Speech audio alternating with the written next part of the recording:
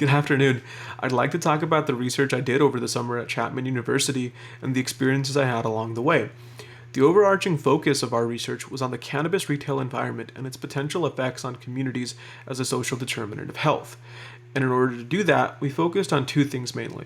The first being the state of the retail environment itself, which in turn led to a literature review, and then ArcGIS Online, which in my experience was something that was a really useful tool. I didn't really think it would be that useful at the start, but then as I got more experience with it, I learned how important it was to be able to visually represent spatial data analysis and how to interpret it.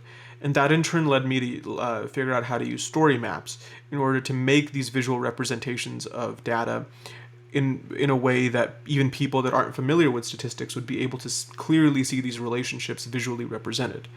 And it was a great learning experience to that end.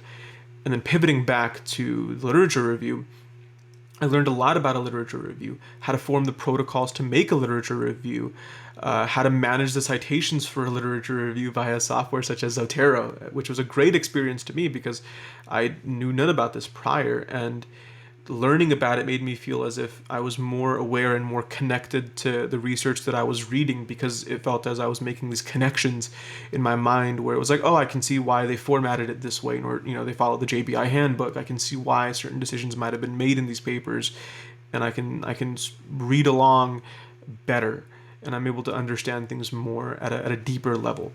So in that regard, the focus that we had on the literature review wasn't just in something that was just cursory. It was very in depth, and I felt like I walked away with a lot of information that will definitely stick with me.